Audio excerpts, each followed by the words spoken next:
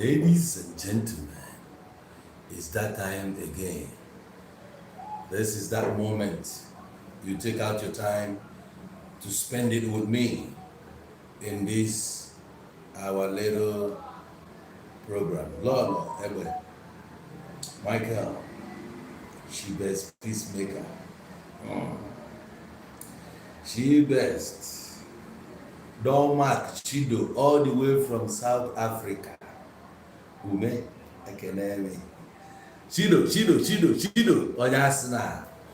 Ịma na unu bịa bute ligi, ọ dị unu ka ije Champions League. Unu amara na amụ ka esi agba Champions League final. You couldn't penalty ka anyị naba agbafuo. St. Michael dị asọ ka eke ime. Save the widows. Ana m amakwa water ka efe na-emezi. St. Michael afọ Arsenal for gịnị? Na Arsenal si Oliver Nwannem Kenchabo. Hey, Ray Doctor Ezugo Eziaba Obodo 042 onye m na Senegal Kenebe Jonathan Ekenengi Uchechukwu Kenchabo ụmụ nwanne m ama na-elebatago onwere ọka ilie ka esi elie Chido ka ihe na-eme na bri access nọ eluigwu Olisa Edmond onye nke m St. Michael dị asọ Mani Swallowed Kingsley Keije. Alright, ụmụnna ekene na m onye ọbụla asị m nke onye chiri ya zero the thing bụ na mba aka m ekwugo m ife m ga-ekwu gbasara asị na mana ọ wara ntị ya na anyị ga-eji asị na anya example ya wee asị na anya example.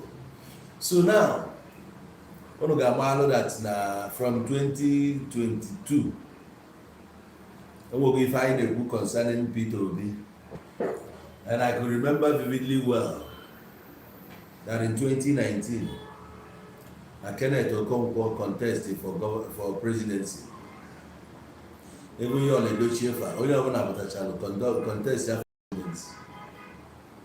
Now, Ken Agaro anywhere, Andy, Kenneth Okonkwo, Agaro anywhere during his own time. P2B put up first time ever as a presidential running mate to Atiku under PDP. Emesia father Buhari win over. Then I was happy. I feel na nnukwu azụ dị ka Peter Obi na ọ ga-akwụ n'ụkwụ ya. Mana emesikwa dị ka mmadụ anyị bụ. Anyị aghọta that no way ife a na-akpọ tutelage. Ị ga-receive tutorials. A ga na-anọchọ na-lecture na na-enye gị orientation ka ị wee ghọta ife ọ dị ka ya to give a shot to the seat of presidency. So, and at the same time, you need to meet people. You need to mata mmadụ that the presidency malụ ka ọ na-adị. So anyị afọ tụrụ Peter Obi much then. That's 2023. O mee ife gbara onye ọbụla ya lee. Then I applaud ya to the point na I nyere our own support in a special kind of way. And then Andy Ken Okonkwo pụtara as somebody na fight not only for betterment of Nigeria but na-enye Peter Obi that support, and support ọ na-enye Peter Obi enye ya popularity despite the fact na ọ dịgo popular as a movie actor, but as a barrister, people are not seeing you for who you are as a barrister. They are seeing you as an actor. Onwe ihe ọ bụla ị ga-eme today, actor ahụ will overcloud everything. Or if I have identity, you nwere identity as a lawyer in Nigeria, and you nwere identity as a politician in Nigeria. You nwere identity as an actor. So okay, man, sometimes somebody figure people are not fair never go near Nollywood. Meanwhile, the Nollywood, but even though that gesture is an actor, is a Nollywood stuff, but we're here to say it the way it is. So many people are not following me because I say it the way it is. I don't want to be rubbing it cream and all that. Okay? So today, I am going to say it the way it is, and I'm going to tell you where you're getting it all wrong. P2B has his own way of doing things. He has his own life. We are his brothers. You know? Before you became an indigene of Enugu State, you are already an indigene of Anambra State. Enugu State was created some years ago. Before then, Enugu was under Anambra. So now P2B is from Anambra State. I saw you as a brother, looking out for a brother, just like me. I care about P2B. Even though we do create contents out of things sometimes, but we pass our message in a way. We pass our message in a way that, sorry, the light is here. Can you guys just permit me for 2 seconds?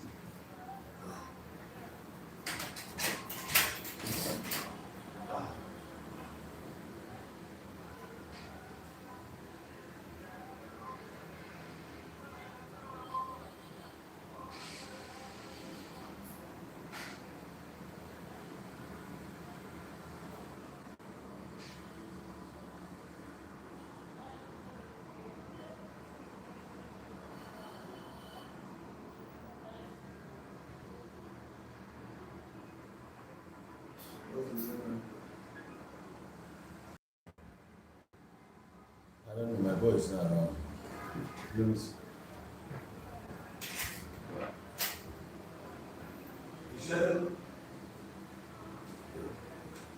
So I'm all alone. I'm all alone. Hey! Oh, Benson, I greet you, my brother.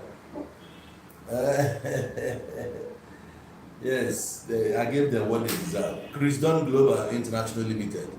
You can actually join my WhatsApp group. It's a business group anyway. Now, as if we move on my own part, I was lending my voice to make sure that now when I work here with our victorious, and to be sincere with you, so many Nigerians fell in love with P2B for his honesty and sincerity, and above all, his gentlemanliness and his openness, or you can use that word, openness. So, I know, finally, everybody can see me, now we're going to face. I want to go to several videos where I try to let him understand that I need more of action. And near assurance that every Igbo man, when it comes to 2027, no matter if you are talking about Siyasi, every Igbo man must vote P2B. That's why I go to your banker. I don't negotiate. Because only Igbo for it was Siaga. For that, na Nketinu Buchi na Ashad Roma. And what I need Igbo man who a businessman, I got to their love, bro, to the man's because some every sector affect. Then they live to woman on a depot. Then they make a filling station. Or may have affect. Then I want wire and a container and I walk for this. Or may have affect. $90 wire. Or may have affect. Oh wow, everybody. So, what are you guys in the energy vote here? What Kenneth na attack P2B. After go see again, we put a video where you are say, okay, because we are about our own brother. No matter, no matter what, P2B is our brother. Now I get project here. We must project him. We must sell him to the world. Niye ni ndi ozo kweba no nwere nke dị mma. So who do you want to sell to them? Obu na APC the bad, which no onye obuna maalo na their style of governance Adroke, Fadi corrupt. Once you have an APC, your sins are covered. Then, who else do we turn to? Even if I see an honest Hausa man, I will still give my brother a support when needed. I will support him, but nothing stops me from criticizing my brother. I will criticize one or two things. He will back at that place, strength in oil. My criticism towards Peter will be able, so that what happened last time will not repeat again.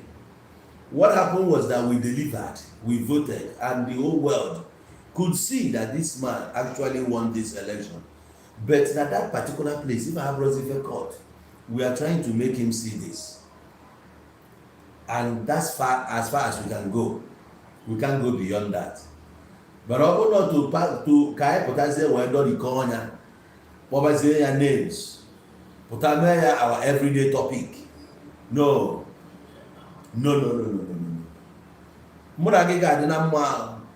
But anytime your perceived enemy, or whatever, you may say your subject or whatever they discuss every day. No, it doesn't make any sense to me. It's just like when Nnamdi Kanu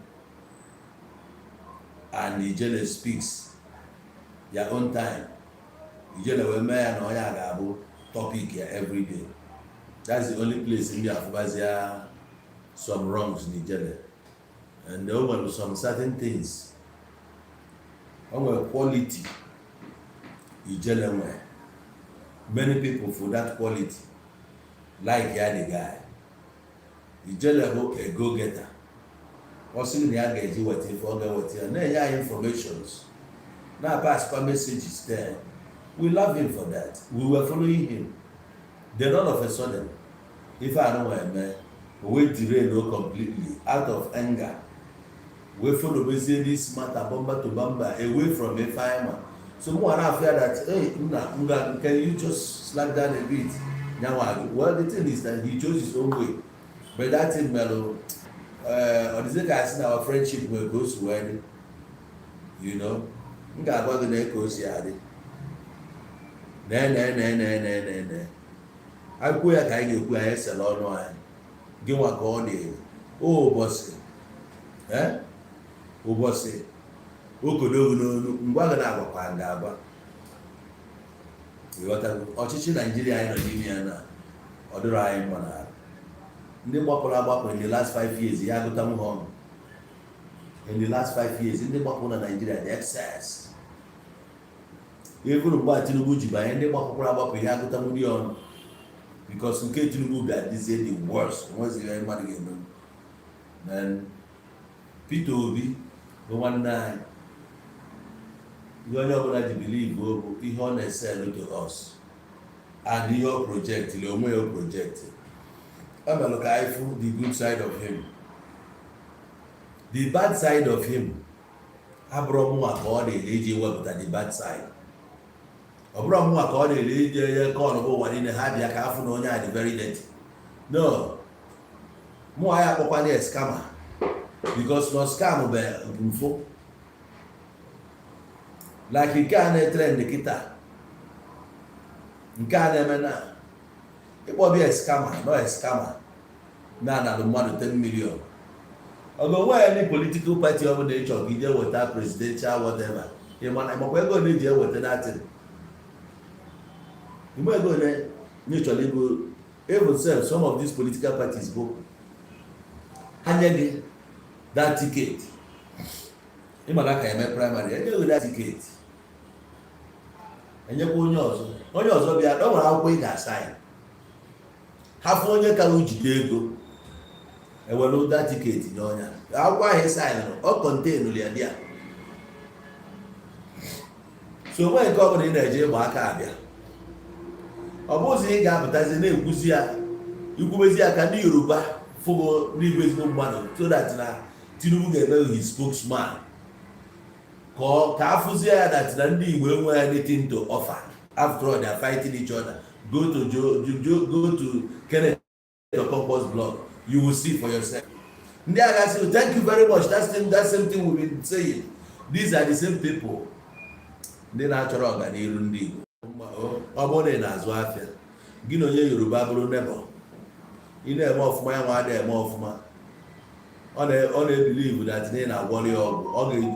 Ọ ga-emegide gị dị otu uncomfortable. If you don't like yourself, and ọma strategy iji eme ya, mana o believe go n'ọgwụ. Ọ ga-achọ ya necessary means ọ ga-eji wee ya aka ka afa gị. Ọmụ Igbo, ọmụ Ajokwuta, ọmụ Amụmị, this that. Nke mụ na ya gbagoro face to face na ya baba den ama m ya nwaanyị a na-akọ n'ọnụ ọma na nna nụrụ Yoruba den anụmanụ Yoruba eri na ọ na-ekwu anụmanụ efu that they don't like us. Ọ bụ onye ugwu ọ na-eme ya ka ndị ugwu like ya gị. You are not contesting for anything.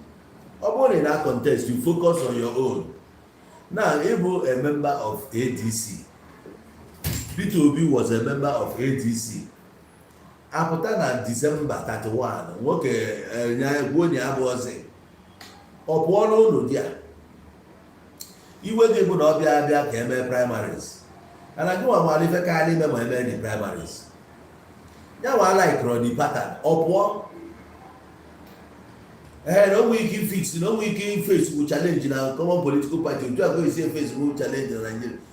Tinubu a na-achị nkịta ọ kwara bịa eme debate. Before the president, or could have been debate, for debate. You don't come. You don't see anything wrong with that side. We don't need India. You will energy a kitty chapter to be okwana. You will energy a chat to go. I didn't show a chat one or two projects in a name. Or with a dry seaport to come over say 5 Akaya finance in Nigeria. When Southeast ticket. Say Kenya. Think I'm through. We don't need to roast him.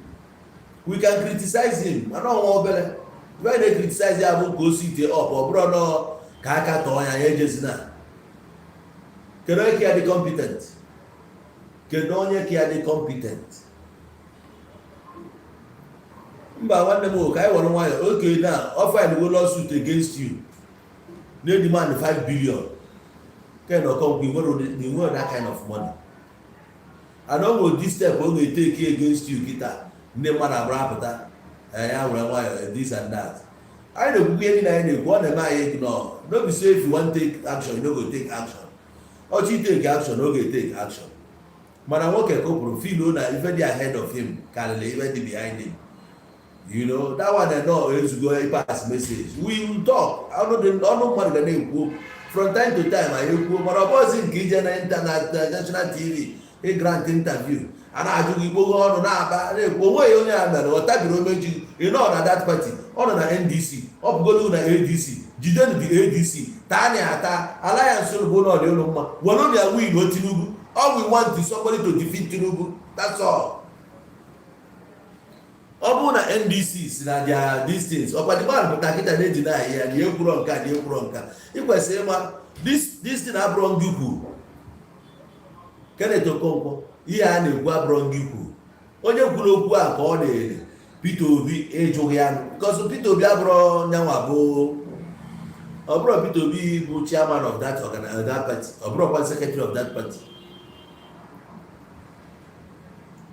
I mara na the moment e nyere ticket as the presidential flag bearer that most of the things never got through you now hand was under you give one was the leader. We know. But most times, all these couples now will go structure, then the guys talk, because no party they raise ego for themselves. So abroad the leader of the party can raise ego. Most of the policies now there from that party, above from the leader. The leader will final this thing go so the parties here raise ego rely on the party, not on him. That one they build his own strategies. Maluko is where they build bridges, they build allies. Nah, can you name your name?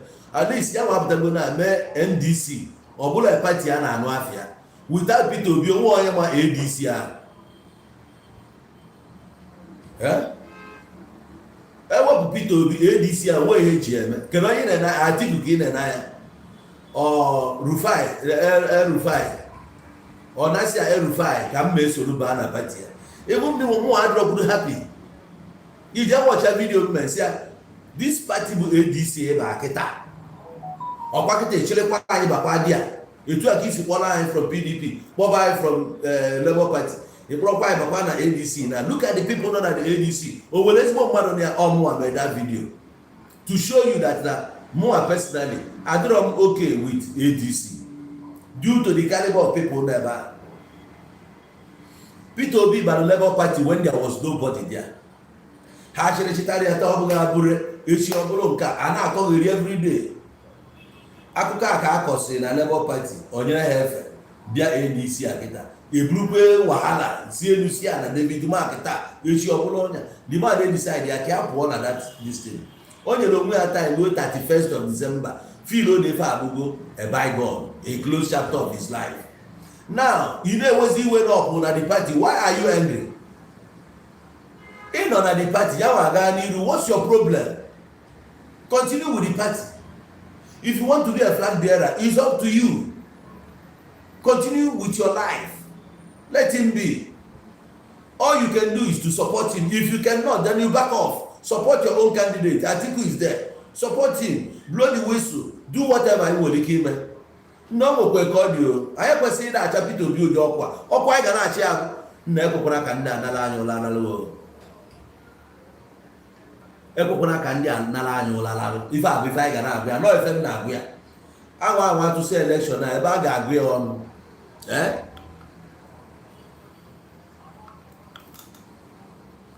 if I have the result, never I interest, never I talk. Okay, what do you see? I get. India they go INEC, I go Supreme Court. How go Supreme Court? I go INEC. Or if I defend men on my video, I know if I can borrow the government near. You know the one they will support. Yeah, King and Aguia. Over 1 or 2.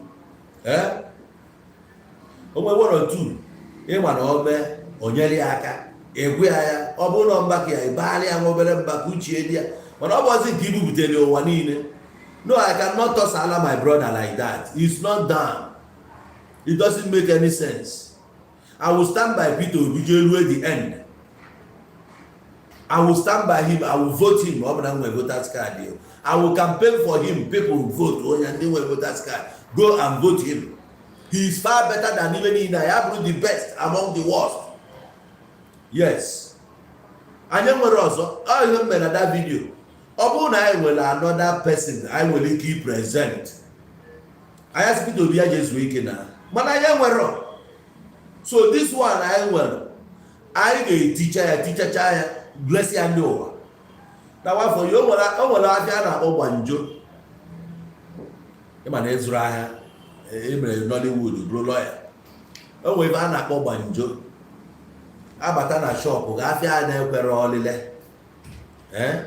Afia never all if I have Kele Yabanjo Bonjabu, oh, well, Nelepo, Ahia Ajulaju, oh, when you're line over. Father Faso Crosiagia, due to me gave a very cheap one. A very cheap one. He left Banjabo China, no one, Guangzhou China.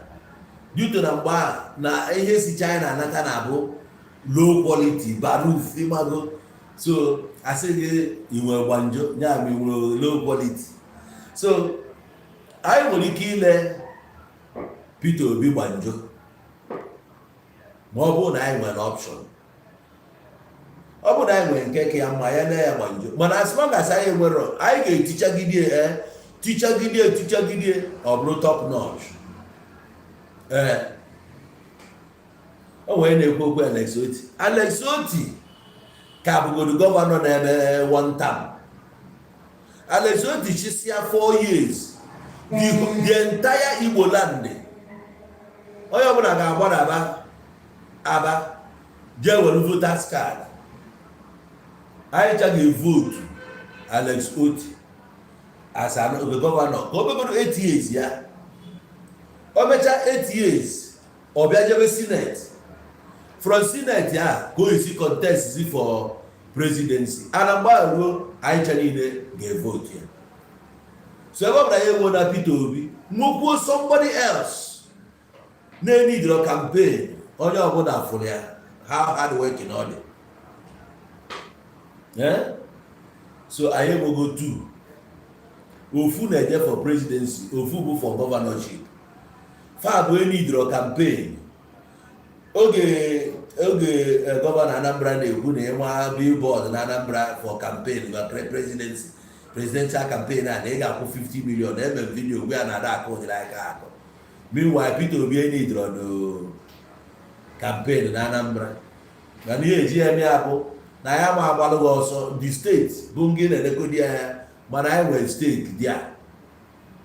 Enwe anyị ha eji wee na-akwụ 150 million ka anyị wee mee campaign ma billboard. Ada akụ dịrị aka akụ. That is to show you na m na-enye Peter Obi my support. And aga m enyegide ya support ma nyeruo ya the final day a ga-atụ so the day emere the election. Anyị nwere ọzọ. Ọ na-abụ before onwe ihe a na-eme anyị anọpụ emesi ojoku anyị mgbe eji masị na ịtụọ vootu ịnabụgwa Hausa onye tụọ vootu ọ nabụgwa anyị chana usoro onye wee voters card ihe ọzọ abịazi bịa gwa anyị 2 days ka eme election na everything adịgo signed, sealed and delivered. Anyị si n'ezie by then onwezi onye register no onwezi enwe registration voters card. Olugbo ga-achọkwa ime census asị onye pụta eme ya nke na nke na asị agụ n'ọnụ wa anyị anakpuo today afụgo anyị as almost minority na Nigeria. Jụọ ha na ka agwaghị how many people e nwere n'Igbo asị gị na anwe ike na-asị na anyị dị 40-something million. It's an insult. O doma ya na ego ndị Igbo ọnụ today na Nigeria eme census na Igbo nwere 100 million. Ọ bụ Yoruba kara ndị Igbo. Ụnụ aghọta ya na-eme na politics. Ị na-anya na map of the world, ị na-anya efu na Africa pelu mpe. Mana ana m agwa na Africa bụ the largest continent. Ha na-akpata anya eje mee datin. Ị bịa na Nigeria, efu na abịa na map Nigeria na ejiri eme South East or mpe. But I tell you what, ọ bụrụ eziokwu ha na-akpata anya eme datin. Mana ịmara so elu ụfọdụ anyị kwesịrị na blọt onwe anyị ọpa anyị werekwu aka anyị na blọt onwe anyị daa.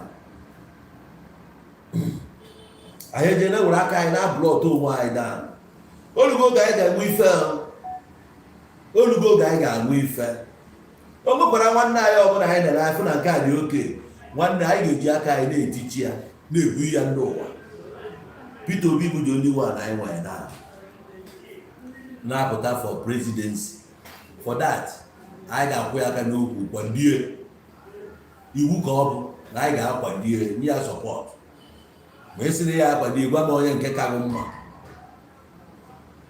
Ọ bụrụ na onye City Boys ka echi eme ọ bụkwa onye si eme na a support kwa City Boys as long as a na-anata Tinubu ego na City Boys. Ha nwere ọkụ na-agba na City ebe ọ na-esokwa mmeri ịnata ya that money. Nnati ya dị ego ngwakwa ụmụnna ebe ka anyị ga-ebinye aka n'isi Peter Obi ebe ka anyị ga-ebinye aka n'isi Peter Obi enyebe ego na City Boy na alụfe ego fasibu join regista alụfa ebute ego ekenye ọfụma ijụọ ndị ọbana ọba tinye ebute ego a si kenye ọfụma jụọ ọba yut ebute ego a si kenye ọfụma etu a ka ọ dị. Peter Obi onye ọbụla na-acha gị ọkụ karịa etu anyị sikwu ya bụ Peter Obi ga-enyelụ profaịlụ ya aka ga-enye aka ka ọ gaa fa anyị ga-enye ya that support. Anyị ga-enye ya support. Anyị onwe na-alọvụrụ ya we love him. Oge nna agwa ya change a voice ya for a reason. Ya change a voice ya bụkwa na ọkọdụzie ka nwee ike ihe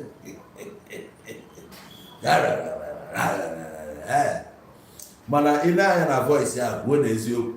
Ị na-anya na voice Peter Obi ọ na-efu a na n'osibeghị ike na negodi anya ntị ife dị. So Ọbụna na-eme ya eche m ndị ope na ọ na-abụ nnọkọta na dis ope akpọ m na fon ihe nza ha na kọl akọghịrị ibe nwe ofu ihe ọ na-ekwe na ntị ọ na-agagide gacha gbanyụọ ama m na ndị abụ ndị agha sacha nka mụ na ha na-emekọ anything ndị anakọta kpọ na fon na-eti stọp gị seche m ya nwadị ya so alright so voice nwanna voice agbalụbago na the man agatabago in him and agata small.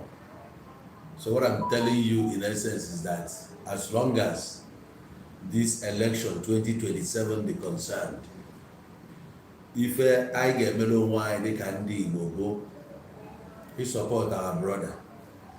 Although I have find the hall, Peter will be culpable in 2023. Although I condemn because of his past, because of his leadership quality, and the dividends of his government or his governance there.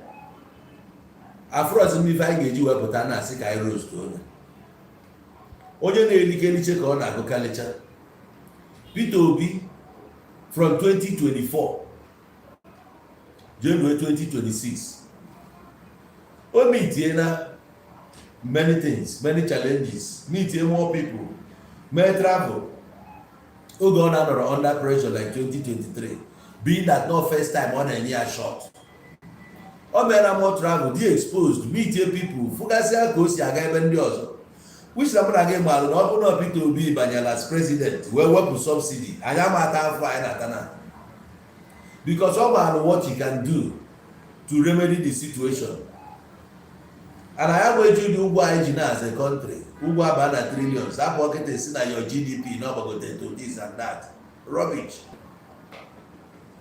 It shows him how the people are surviving.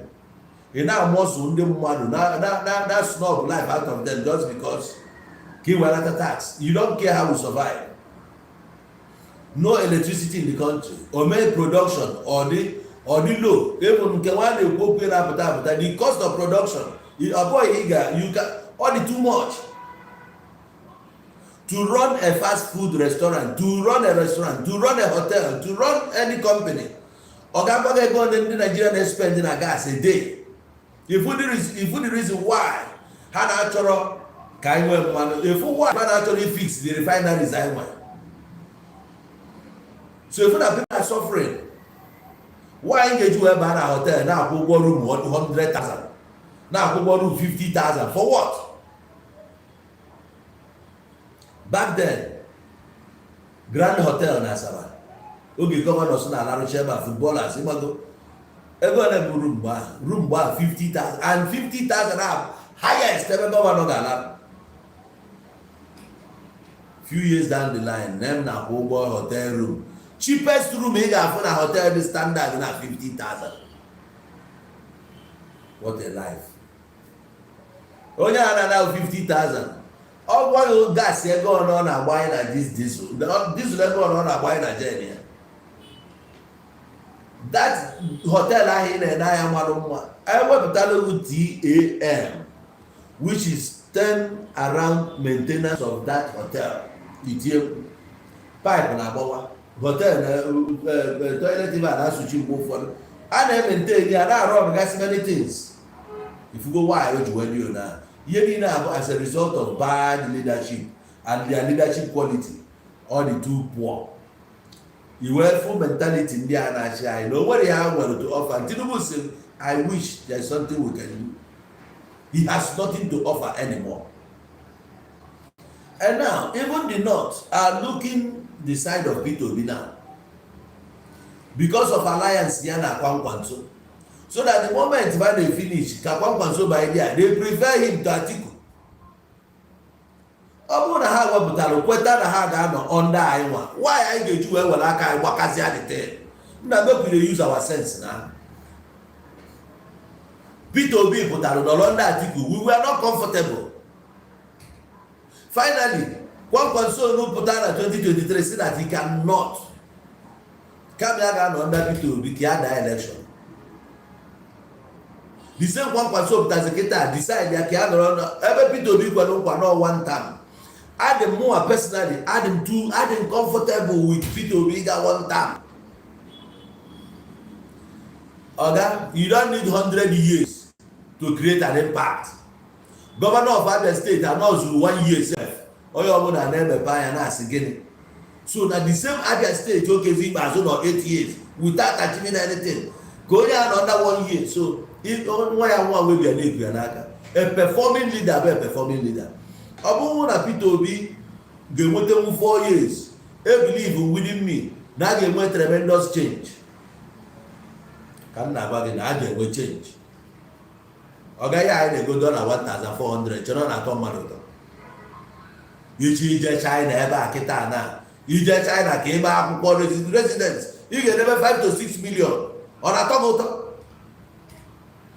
Next Spider 2022 Spider Nigerian use and 3 million 3 million 2.8 is from well. Oga I go Corolla 1.2 million 1.3 million. Where they go? Corolla 1.2 million by 2022. Dollar the cheap mba. You go tell dollar 2 something. Kita nka buy. Na dollar na 1,004. So $10,000 break on 14 million. Magi check $10,000 buy go. Ego can go to America. Buy you go to $4,000. You are a 3 year and $4,000. So I'm going to go to 250. Was there not more or 300? So $1,000 then was 300,000. You check here 3 by 4, 1.2 million. If we are not 1 something million. But you have a 3 million plus. You never to 3.5. Peter na ọgba go na ichozi ego Spider nke anyị na Nigeria do ana agbaga icho ego tie na ọnụ na mweri na ekwu n'elu ọjị o wezi moto ichi ego na not below 10 million naira ọ na ya ka mma onye abanye ba na ama na something game gọọmenti banye na n'ugwu Hausa Benue State abara ka abanye to cultivation ma Nasarawa ma ndị otu ya. You got full output in the area of agriculture. If the food price got drop, food price got drop. What? Gari will buy the gari 10 cups 1 naira. Kite penta gari obegon. Oh, look, but penta gari open 2,000 something before I put you down to 1,000 something. You go 1 tuber of yam kita. You know, if I go down a tuber of yam, 5,000, 6,000. 4,000 depending every day. If you 5,000, you grow Fuji hole now.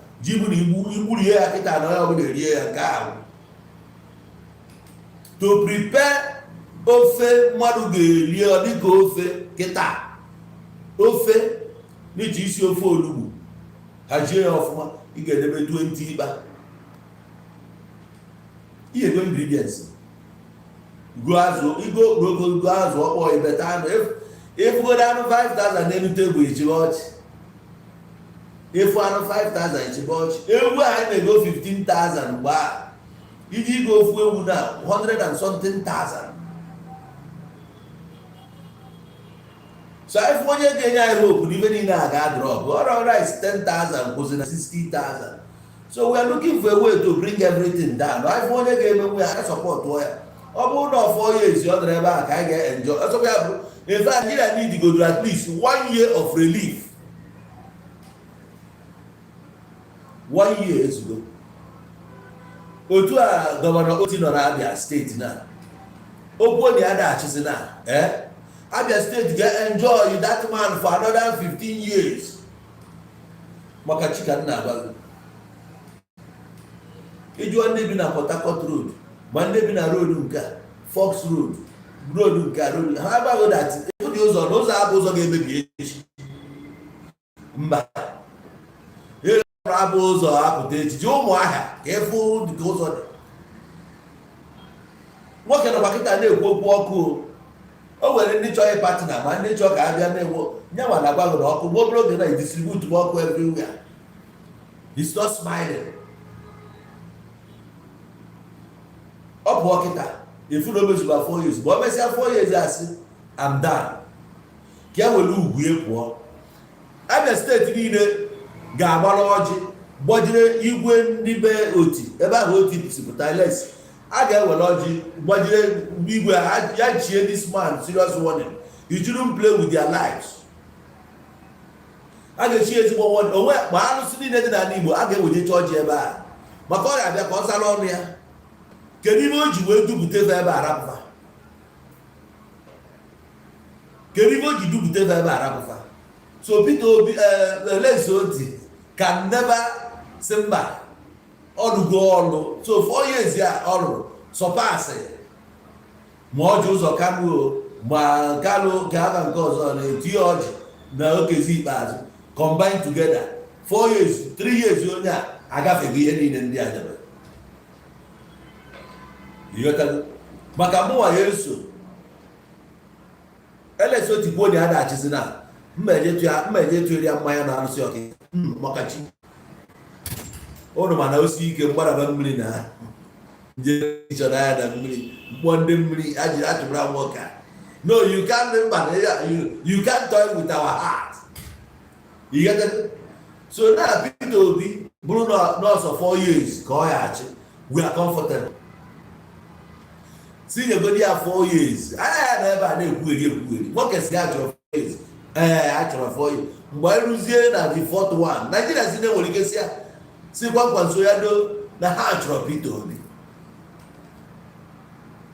I dey tell you na anya ya nọ kịta na bọda ife ga-eme mgbe na achịrị anyị nwaanyị na a ga-enye ya 8 years 8 gịrị wee ji 8 years eme 4 years is enough. I rụzie 4 years I'm telling you Nigeria ya na-ayọ ya ọkwa nke otu eke ka a na-ayọzi ya pụta ya bịa ka enye ya tiketi otu eke mbụ Jonathan a na-ayọzi Jonathan ayọ. Ọ bụrụ na ga-ayọ Jonathan mgbe ahụ na Peter Obi Nigeria ga-ebu mmanya a ya agbapụtara ya mmanya ka ọ gwa anyị ebu na ọ chọzi ịchị Nigeria again. ịmakwa na Lagos ebe a before Tinubu ji banye ịma na eji 1,000 naira rie ezigbo ndị na Lagos. Ịma Lagos dị cheaper than any other place. Even na Igbo anya Lagos dị cheaper. Ị ga-egro rice 300 naira na Lagos rie ya rijuo afọ. Rice 300 grow beans 100 go plantain ebezie na anụ enwe ịshọ nwee shaki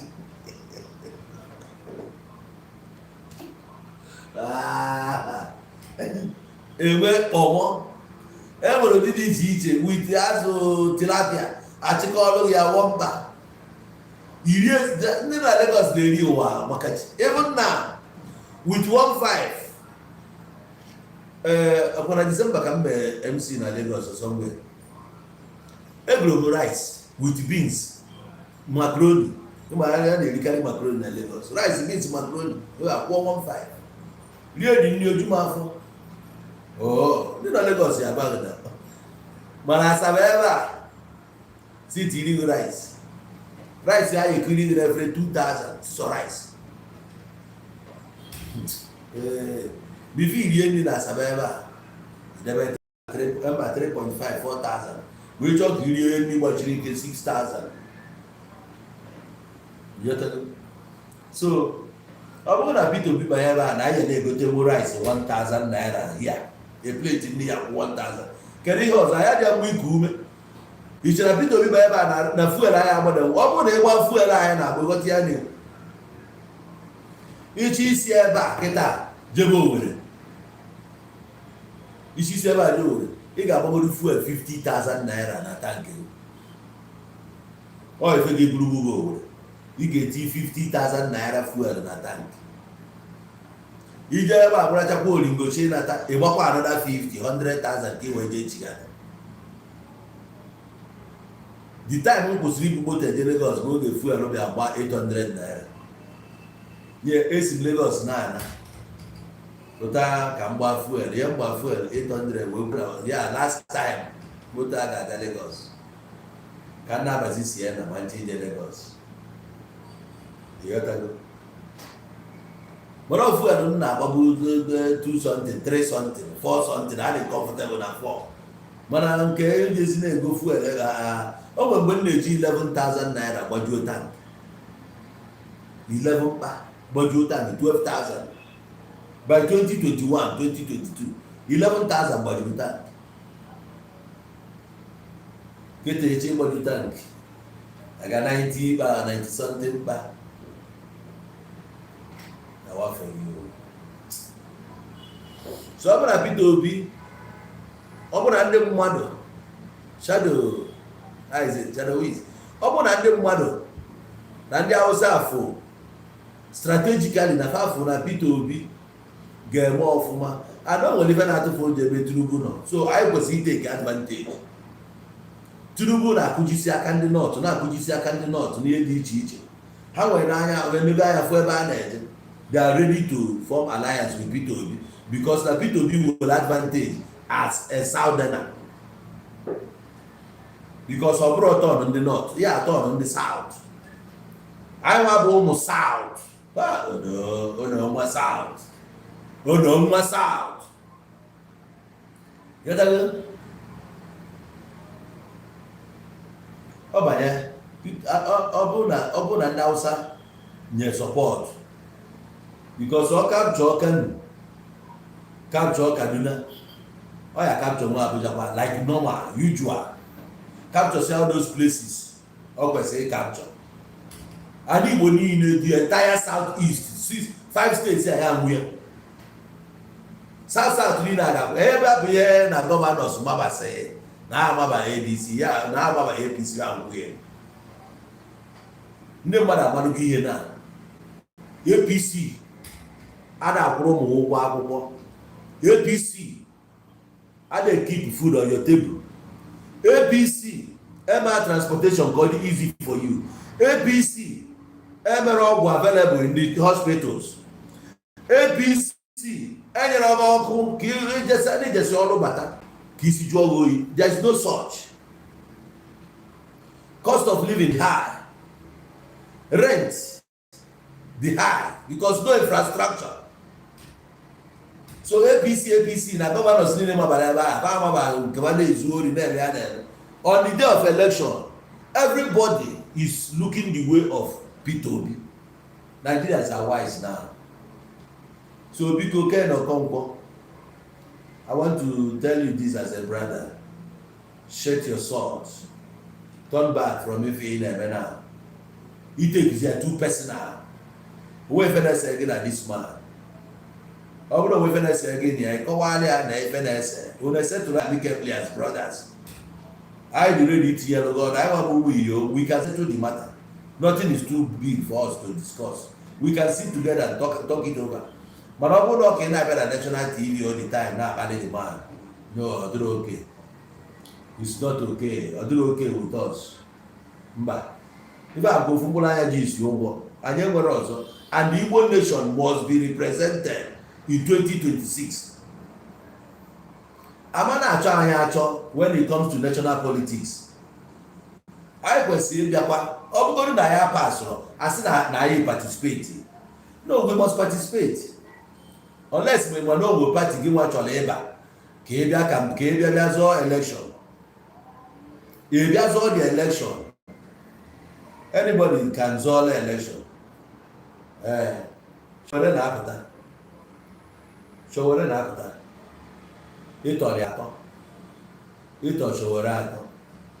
you too can do it.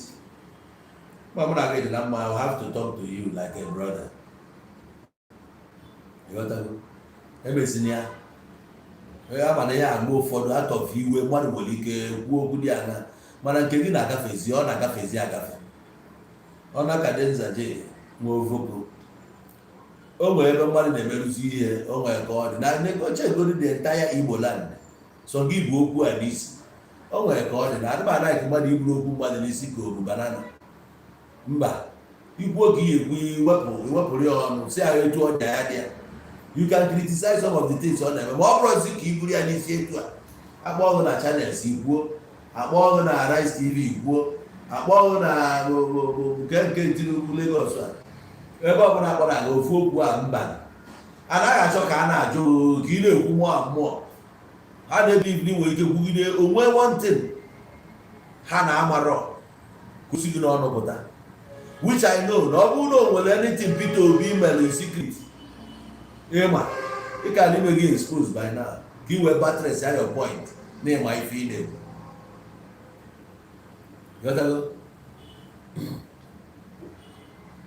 Ọ dịrọ mma na focus on nke gị.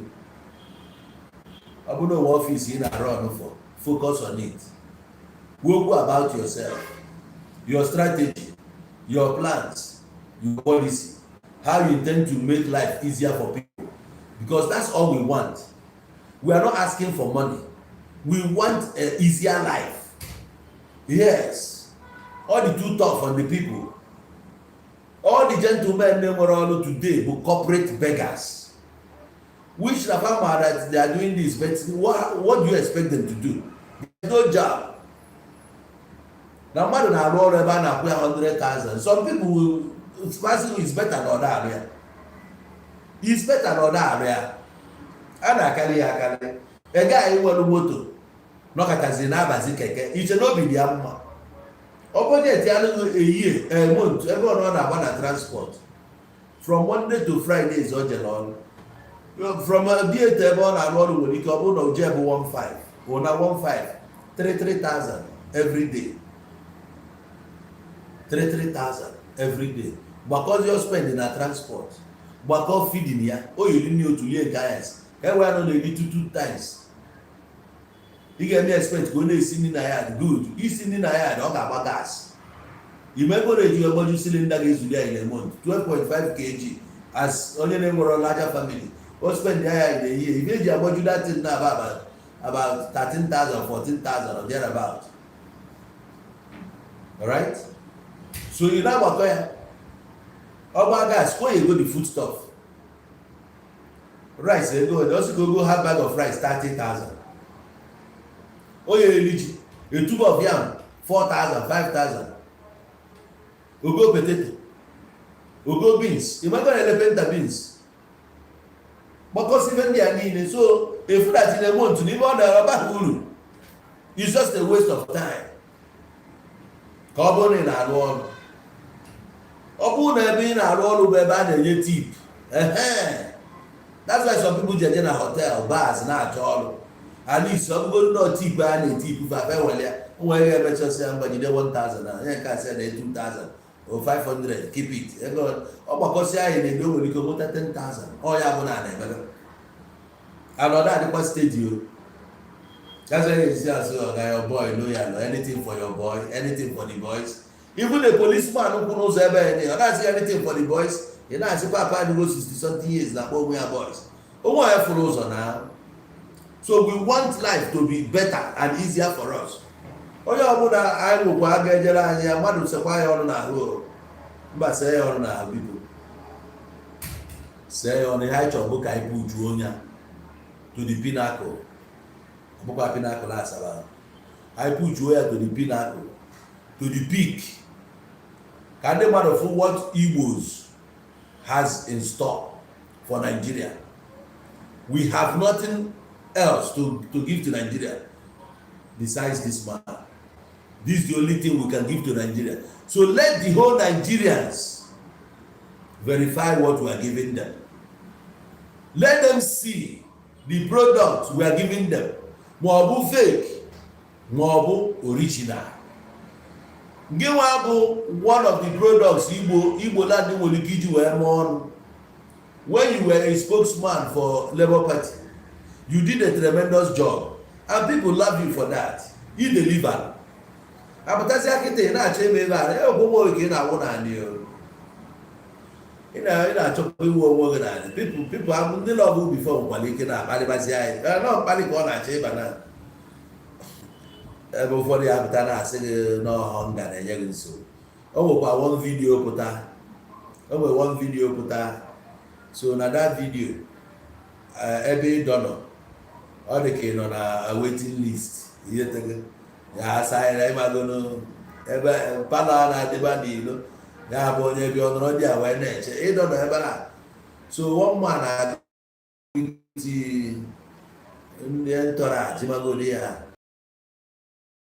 ọkweghị n'aka etu isi edebe ebe aka ka gịnị ha iche na Hollywood ọgịnị na-abụkwa Hollywood maka chicken na abalị sometimes na-adịkwa serious because anyị maba ma ọ gị nwa ka anyị ga-epresent echi package ya onwe gị I dey tell you package yourself package emezili ihe ị na-eme emezili ya mgbe anyị mere aka like this the man just kweghị n'aka ka ịbụ ordinary district ga-alụghị ebe a banye n'ime ebe mens nọ ma gị nwa na outside at your age na 60 something years ma ọ bụ na yes na I guess you go 60 something ị kwesịrị iso banye n'ime ebe a onwe ya na-ekwa na-ekwu mana etu isi ya na-akọ chọọ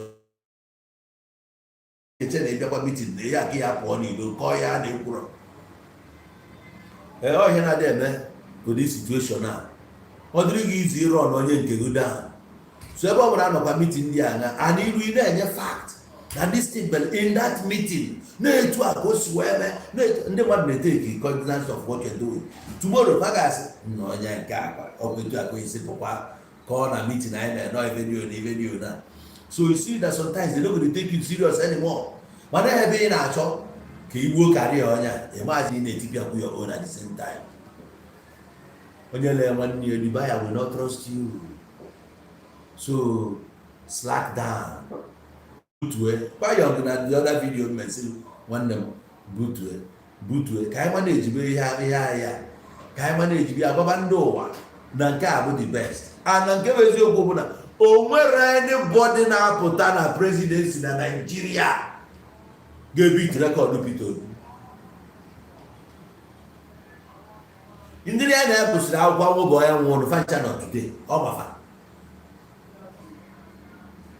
mana na-epuch ka onye akwụkere ofu ya na ya gụrụ akwụkwọ afa ya bụ Gregory ichikwa ya Greg mgbe kpọ ya Gregory onye ọbụla mgbe onye nke afọ Tinubu echebere afa it ka onye akwụ ezigbo afọ original nke anyị gụrụ ụlọ na America 1990 fenwa over $1 million mgbe nwa ọbọkwa na ọbụ gọvanọ ma anything nwoke ebu ego ịmakwara ya ma onye aka mgbe ụwa na ị arapụgoro onye a focus na that rival anyị nwe ka anyị pịtọ kọọ Tinubu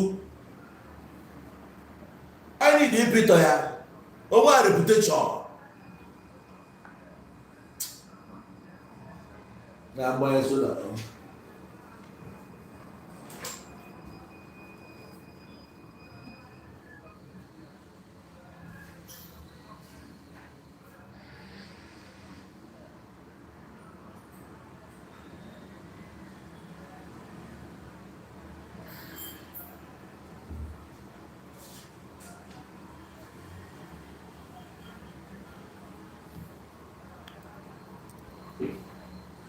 ị na-aghọta ihe nọ na ekwesịrị eme bụ na Peter Obi bụ the right candidate na the reason a ga-eji vote Peter Obi na even na Southwest ahụ esi that this government couldn't provide security. See the way they are taking the children and their teachers inside the bush and government is not doing any propaganda ka eji eri ka anyị wee sell one guy that Peter Obi I know cannot sit back and sleep with his 2 eyes closed while these children are in the bush. Nwunye Tinubu ewepụta time na-ego moto na-ebunye APC women leaders while children are in the bush. In fact, you need to read them at this stage. Even you get under a party, or not in your party, but you only have a threat to your party. Of course, that you cannot campaign for him, fine. Focus in your own campaign. Focus in your party. Focus on the ruling party that they are more. Yes. About getting focus. When you find a producer, I don't know. Can boy now, or na I know I produce, I poem. than importing. Anybody go to God, we do it. So bad, bro. So I didn't want to go further. The word is enough for the wise. Only or well, the Arabian. I will not know the Arabian. I'm not going to be able to Nigeria.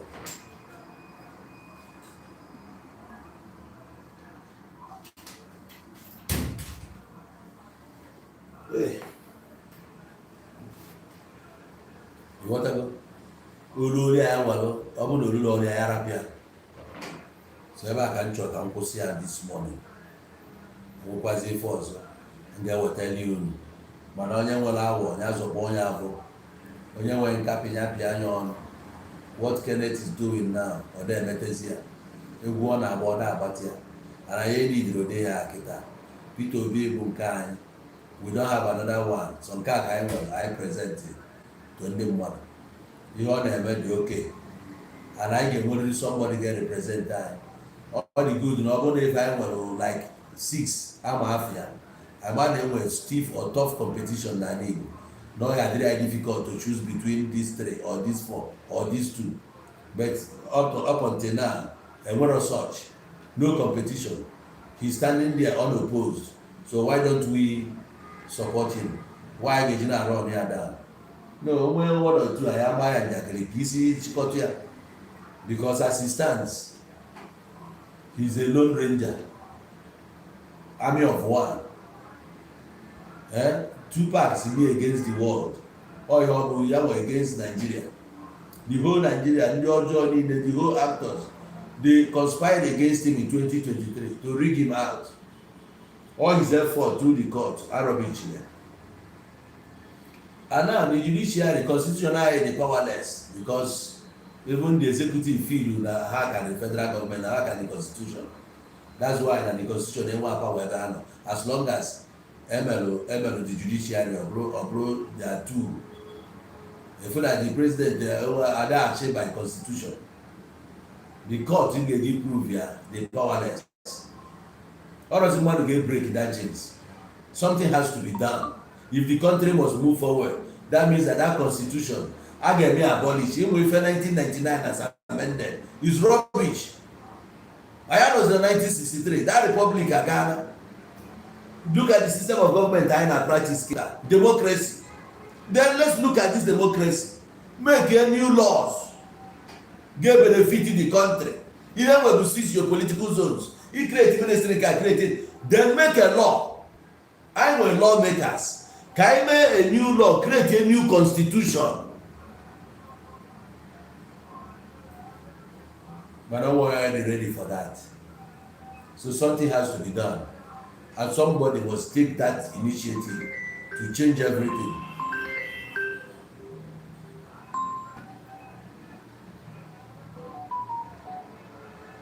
I'm going to change it here. I'm going to do one worse for everybody. And Kenneth Okonkwo, I hope they're not in Nigeria. I don't think when they go rice, go to each, not the same amount. I don't know about fuel 1,380, now 1,000 is a lie. Unless you banner choosing, I am only they use gas on that wow. You want to know? So you hide the face, all you have on the face here. Every person there waste this energy and now, every the president, and the president made something different. Since he cannot do anything, can we turn here? Can we cover idea? One year I will see the papier. I will know Yoruba can be there. Let any woman sit there also. I have about 3 major tribes because of our numbers. So ndị north ndị ugwu a tribe here akpọrọ ha Hausa ma ọda ma Fulani ma no ha. Yoruba tribe here before na tribe again. Even the minority ndị Bayelsa Niger Delta eje na south. Ka south east jeta esi anyị na-aka akụkọ. Ọ bụ na Tinubu mee 8 years kịta. Ọ na ugwu Hausa 2039 kwa ka ọ ga-end. Kedu onye anyị ga-ewepụta mgba ka anyị ga-enwe Messiah? How old will you be then? Nke wazi na onwe gị ya dị arọ Emmanuel Macron dị 39 years chiba France. So ka efu ahụ na nke nwadị ikwesịrị ga-echi Nigeria zuo ike. Ebe nna anyị kwesịrị ịbụ president. Gị na Tinubu kwesịrị na-azụ ya azụ.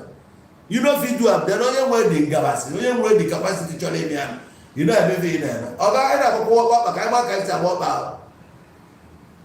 Get up home, I say, and the open now go. You get only in the comment section, they got people they go about you. Mpali ababagokuya, mpali na abazia. Yeah, people are beginning to look at you somehow. So you need to set yours, retract, 90 years. Come back. Otu agibu Kenneth Okonkwo no na. O any position in azo. As Igbo Nwannem, as a popular figure, somebody will feel that thing with the capacity. I will campaign for you. I will support you in any way I can. The only time you made something matter when you got married. When you got married in 2008, December, in IV, I couldn't come. I been running because of oranges. I was MC, okay, December. So I couldn't